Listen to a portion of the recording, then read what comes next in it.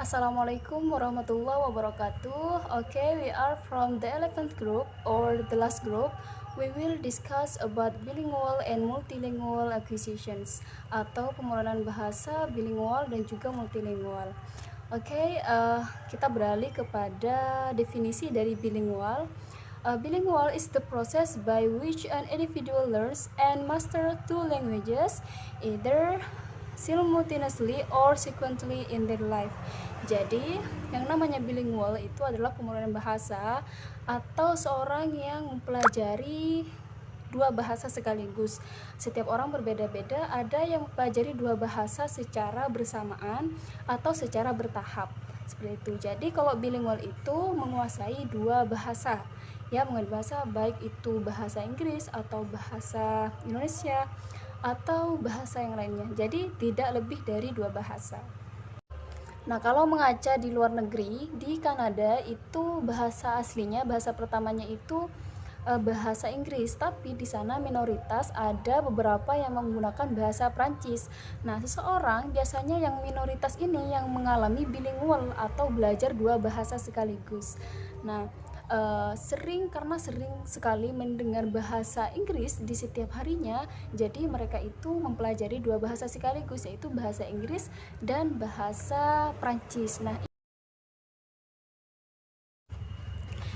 there are two kinds of bilingualism atau dua macam dari bilingualism. Yang pertama di sini simultaneous bilingualism, when child learn two languages at the same time from birth. Jadi yang pertama di sini ada simultaneous bilingualism, di mana seseorang itu belajar dua bahasa itu memang sejak lahir. Jadi mereka itu menguasai dua bahasa itu sudah sangat bisa, karena mereka itu memang sejak lahir sudah disuguhi dua bahasa. Misalnya, ada anak kecil mempunyai ayah dan ibu yang mempunyai dua bahasa yang berbeda. Misalnya ibunya berbahasa Inggris, kemudian bapaknya bahasa Spanyol. Nah, otomatis dia akan belajar dua bahasa sekaligus tanpa bertahap seperti itu. Dia akan belajar bahasa Inggris dari ibunya dan dia akan belajar bahasa Spanyol dari bapaknya. Jadi mereka itu menguasai dua bahasa secara sekaligus. Kemudian tipe kedua di sini ada sequential bilingualism, when an individual learns one language first and then learns a second language later. Jadi bagian yang kedua di sini secara bertahap, mempelajari dua bahasa secara bertahap, menguasai satu bahasa dulu, kemudian dia belajar bahasa kedua. Nah, misalnya saya sebagai pembelajar bahasa Indonesia, saya menguasai dulu, saya pergi ke sekolah dulu untuk belajar bahasa Indonesia, untuk menguasai bahasa Indonesia, kemudian setelah mahir baru saya belajar bahasa Inggris secara bertahap ya. Jadi beda dengan yang di awal. Kalau di awal itu memang sejak lahir sudah belajar dua bahasa, tapi kalau ini menguasai satu bahasa dulu, kemudian belajar bahasa yang kedua. Nah, itu adalah macam-macam dari bilingualism, yaitu simultaneous bilingualism, dan yang kedua ada sequential linguism. There are several factors that influence the bilingualism. Jadi di sini ada beberapa faktor yang mempengaruhi bilingualism. Yang pertama, age, critical period hypothesis. This theory states that there is a specific period, usually when language acquisition happen more silly and naturally. Jadi di psikolinguistik kemarin kita sudah belajar bahwa ada golden age atau usia emas, di mana pada usia tersebut anak-anak itu akan lebih bagus dalam menyerap pembelajaran bahasa. Nah, dalam masa tersebut misalnya ada anak yang berusia 5 tahun, kemudian dia belajar bahasa, itu akan lebih akurat karena otak anak kecil itu lebih elastis dan juga bisa menyerap pengetahuan baru secara baik. Nah, jadi dalam masa tersebut anak kecil bisa belajar dua bahasa sekaligus. Kemudian environment and social context. Social construction, children who grow up in a bilingual environment in a community that use two language will find it's easier to become bilingual. Nah, lingkungan yang berbahasa dua itu sangat berpengaruh karena anak kecil yang hidup di lingkungan yang berbahasa dua dua bahasa, itu akan lebih gampang belajar bahasa kedua karena memang sudah menjadi santapan sehari-hari ya. Kemudian di sini ada exposure atau paparan ya. Anak kecil atau anak-anak yang biasa mendengarkan lewat sosial media misalnya, atau membaca jurnal, artikel berbahasa Inggris, itu akan lebih gampang memproduksi kata-kata yang bagus karena mereka akan berpikir seperti ini loh kata-kata yang betul, karena memang interaksi dan juga exposure itu sangat penting. Yang ketiga di sini ada motivations and attitude. People motivately by practical need to be more a second language. Jadi motivasi itu menjadi faktor pendorong juga. Seseorang yang belajar bahasa Inggris atau belajar dua bahasa itu mempunyai banyak motivasi, berbagai motivasi. Ada yang ingin mendapatkan pekerjaan layak, ada yang ingin berinteraksi dengan semua orang di dunia dan sebagainya. Jadi akan mendorong kita untuk semangat lagi untuk belajar dua bahasa. Kemudian ada sikap.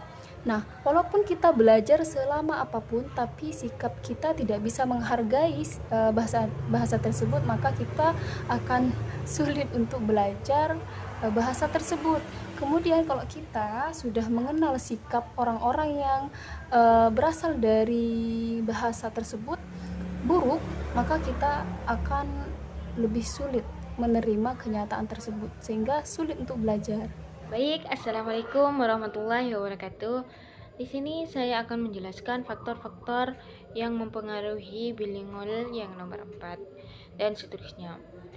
Yang nomor 4 di sini yaitu kognitif faktor kognitif. Di sini ada dua. Yang pertama yaitu kemampuan linguistik. Kemampuan linguistik di sini adalah merujuk pada bakat alami seseorang dalam memahami dan menghasilkan bahasa, dan beberapa individu memiliki kepekaan yang lebih tinggi terhadap bunyi dan struktur bahasa. Jadi, maksud di sini, seorang yang memiliki kemampuan linguistik di sini lebih cenderung dan mudah mengenali dan menghasilkan bahasa dalam bahasa keduanya. Dalam menghasilkan suara baru dalam bahasa keduanya. Misal, seorang yang memiliki telinga musik. Nah, mereka akan lebih mudah mengenali aksen dan intonasi bahasa baru karena kepekaan terhadap suara. Contoh lagi, seperti seorang anak yang terbiasa mendengarkan musik dari sejak dini dari berbagai bahasa seperti bahasa Inggris. Nah, mereka akan memiliki kemampuan yang lebih baik dalam meniru pengucapan bahasa asing atau bahasa keduanya. Lanjut, yang kedua yaitu working memory, memori kerja.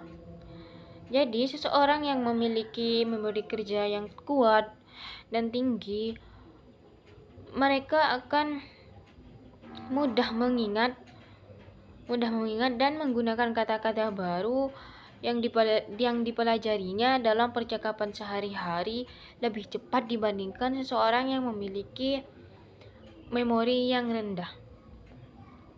Gitu. Lanjut, faktor yang nomor 5 yaitu teaching method, metode pembelajaran. Yang pertama yaitu immersion method, metode imersi. Metode imersi di sini adalah metode yang melibatkan pembelajaran dalam bahasa target secara penuh. Seperti misal siswa yang belajar bahasa Inggris di sekolah dengan semua mata pelajaran diajari dengan menggunakan bahasa Inggris. Nah, mereka akan terbiasa mendengar dan menggunakan bahasa tersebut setiap hari. Lanjut, yang kedua yaitu bilingual approach, pendekatan bilingual.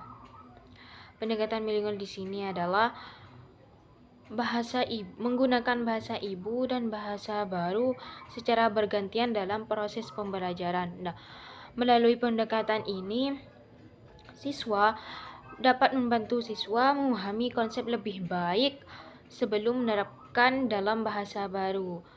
Jadi, melalui pendekatan di sini, siswa akan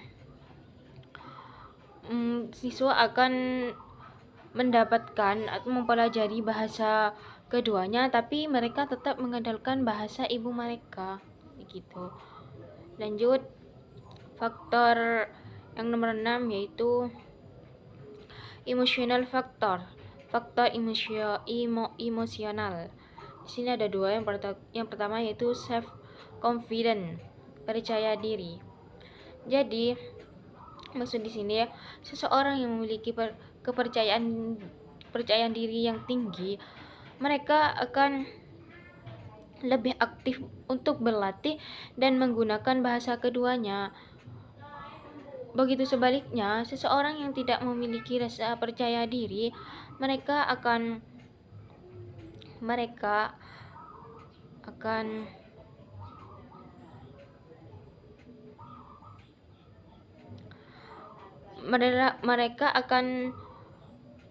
malas untuk berbicara dan berlatih dalam bahasa keduanya, begitu.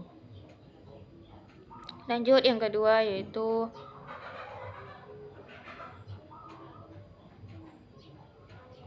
emotional support emosional, seperti dukungan dari lingkungan sekitar, teman dan keluarga dan guru dapat memberikan motivasi tambahan bagi individu yang belajar bahasa. Maksudnya, seseorang yang memiliki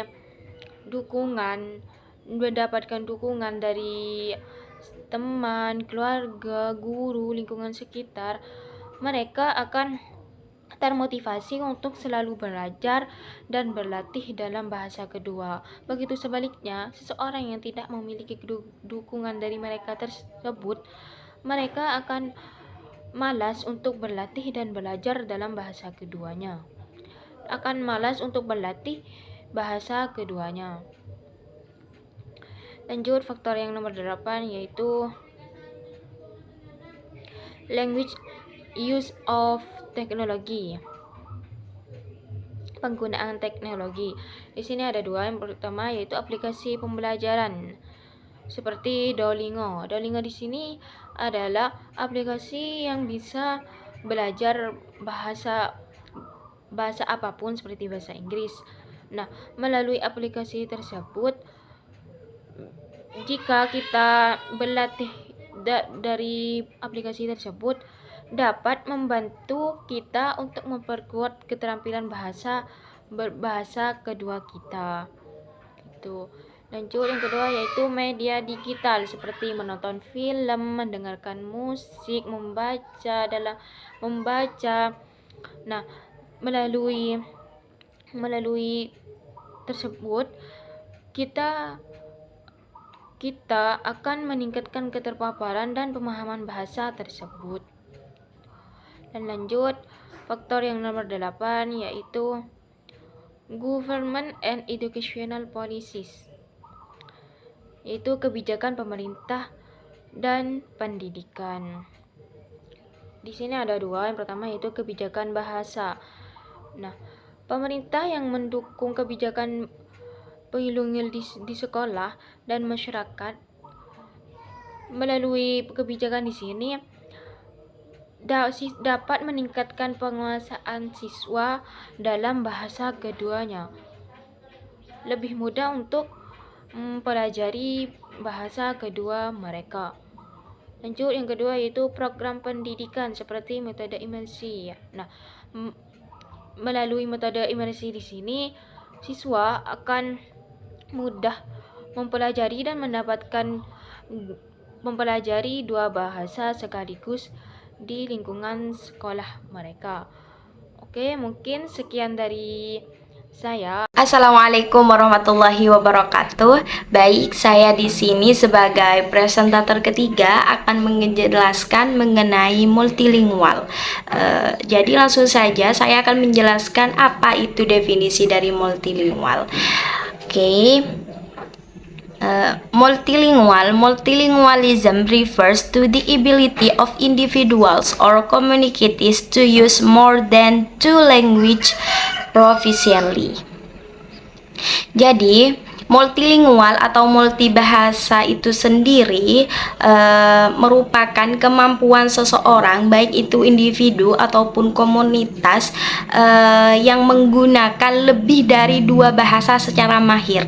Jadi perlu digarisbawahi secara mahir. Jadi seseorang multilingual atau multibahasa itu mampu menggunakan beberapa bahasa, lebih dari dua bahasa atau beberapa bahasa secara mahir.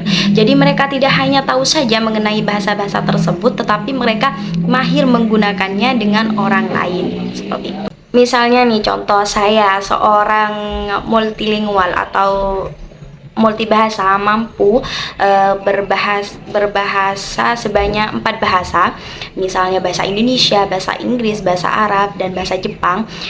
Saya ini tidak hanya tahu mengenai 4 bahasa tersebut, namun saya mampu menggunakan keempat bahasa tersebut secara mahir. Artinya baik, penggunaan tata bahasanya baik, bahasanya dimengerti, penyampaiannya dimengerti. Jadi intinya multilingualism, seorang multilingualism itu, seorang multibahasa tidak hanya tahu tapi mahir untuk menggunakan bahasa-bahasa tersebut dengan orang lain, untuk berkomunikasi dengan orang lain, untuk mendapat informasi dari orang lain. Intinya seorang multilingual itu mahir menggunakan bahasa-bahasa yang mereka ketahui, seperti itu. Oke, lanjut sekarang ke several types of multilingual acquisition. Beberapa jenis pemerolehan multibahasa. Di sini ada 2, yaitu individual multilingualism dan yang kedua community multilingualism. Dan di individual multilingualism ini dibagi lagi menjadi 2, yaitu sequential multilingualism dan simultaneous multilingualism.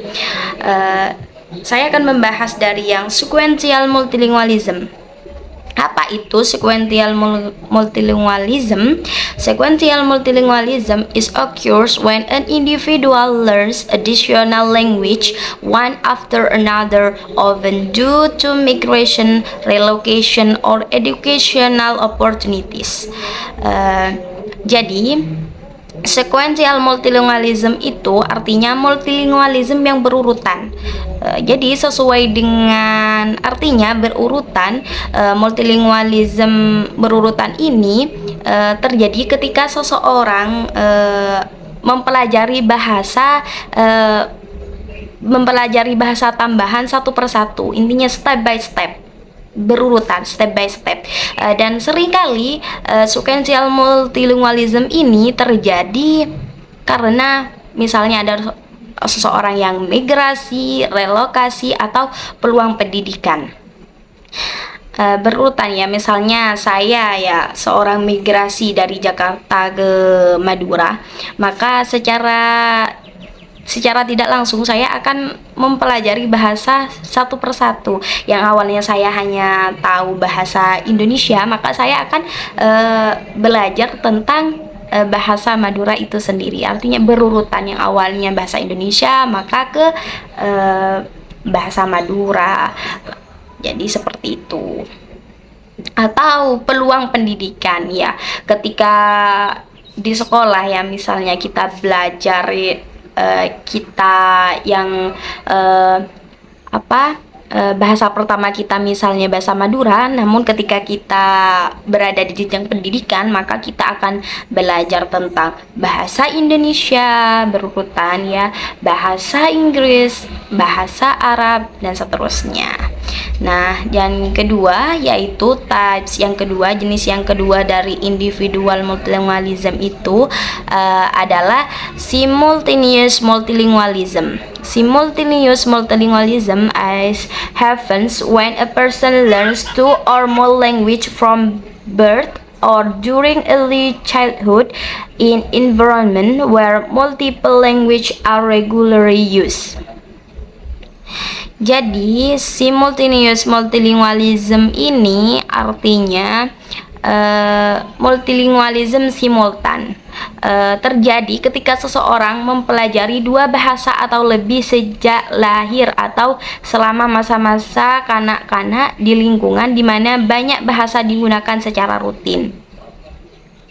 Jadi di multilingualism simultan ini sebuah bahasa dipelajari mulai mereka sejak lahir dan dikelilingi di lingkungannya tersebut banyak bahasa yang digunakan secara rutin. Saya memberi contoh sepupu saya. Ya, dia lahir di Jawa, namun sejak lahir dia sudah belajar dua bahasa, yaitu bahasa Madura dan Jawa. Ya. Dan di lingkungannya kebanyakan memang menggunakan bahasa Madura, bahasa Jawa, dan juga bahasa Indonesia. Jadi ini masuk sepupu saya masuk ke multilingualism simultan, di mana dia sudah belajar dua bahasa sejak lahir dan dia hidup di lingkungan yang menggunakan bahasa tersebut, yang menggunakan banyak bahasa tersebut secara rutin, dipakai setiap hari. Jadi sepupu saya kurang lebih bisa berbahasa tiga bahasa secara mahir, seperti itu. Oke, lanjut ke types of multilingualism acquisition yang kedua, yaitu community multilingualism. Dan community multilingualism tersebut dibagi lagi menjadi dua, yaitu plurilingualism dan societal multilingualism. Plurilingualism refers to the situation where multiple language coexist within a community and individuals may use different language for different purpose. Jadi plurilingualism ini mengacu pada situasi di mana berbagai bahasa hidup berdampingan dalam satu komunitas, dan individu dapat menggunakan bahasa yang berbeda untuk tujuan yang berbeda.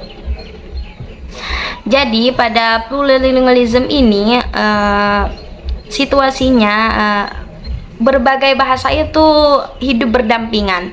Misalnya dalam suatu komunitas ada beberapa individu yang notabene bahasanya sejak lahir, ada yang dari Madura, ada yang dari Jawa, ada yang dari misalnya dari Aceh, dari apa gitu. Intinya berbagai bahasa itu hidup berdampingan, maka mereka akan menggunakan bahasa tersebut setiap hari dengan komunitas tersebut dengan tujuan yang berbeda, seperti itu. Yang kedua adalah multilingualism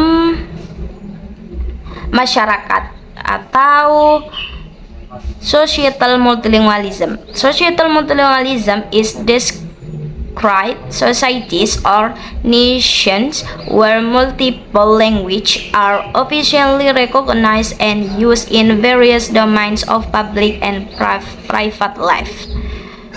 Jadi social multilingualism atau multilingualism masyarakat adalah masyarakat atau negara di mana berbagai bahasa secara resmi diakui dan digunakan dalam berbagai bidang kehidupan publik dan pribadi. Jadi multilingualism masyarakat di sini berbagai bahasa resmi yang diakui dan digunakan dalam berbagai bidang hidup publik dan pribadi. Contohnya sekarang kan di Indonesia ini sendiri orang-orang menggunakan bahasa Indonesia, dan sekarang kebanyakan ya masyarakat di negara Indonesia sudah mahir juga di bahasa Inggris, dan ada lagi sekarang bahasa Mandarin. Di negara Indonesia ini kebanyakan orang-orang sudah mahir di bahasa Indonesianya, tentu saja ya sebagai first language mereka, dan bahasa Inggris, dan sekarang juga banyak ya orang-orang yang sudah belajar bahasa Mandarin. Jadi itu masuk ke multilingualism masyarakat, social multilingualism, karena bahasa tersebut sudah resmi dan diakui oleh masyarakat dan negara. Oke, I think enough for me. jadi penjelasan dari saya pikir sudah cukup, dan next ke presentator selanjutnya. Assalamualaikum warahmatullahi wabarakatuh. Baik, saya akan melanjutkan dari pemateri sebelumnya. Di sini saya akan menerangkan tentang faktor yang mempengaruhi multibahasa. Di mana di sini faktor yang mempengaruhi bahasa di sini ada 7, yaitu cognitive abilities, age of acquisition, and cultural and social environment, educational opportunity, economic factor, and personal motivation, the last language similarity. Jadi di sini saya akan diurut dari cognitive abilities, yaitu kemampuan kognitif, di mana kemampuan kognitif di sini yaitu kemampuan pribadi dari diri sendiri, di mana kemampuan kognitif tersebut seperti memori dan keterampilan pemrosesan bahasa. Jadi dapat mempengaruhi kapasitas orang untuk belajar dan menggunakan berbagai bahasa. Yang kedua yaitu age of acquisition, yaitu usia akuisisi, di mana usia akuisisi di sini adalah seorang mengenal bahasa tambahan dapat mengaruhi kemahirannya. Jadi di sini di mana ada orang mendapat pengetahuan, di sini ada kemahiran untuk seseorang, seperti pemaparan awal biasanya menghasilkan kefasihan yang lebih tinggi dan pengucapan seperti penutur asli. Selanjutnya yaitu dari cultural and social environment, yaitu lingkungan budaya dan sosial.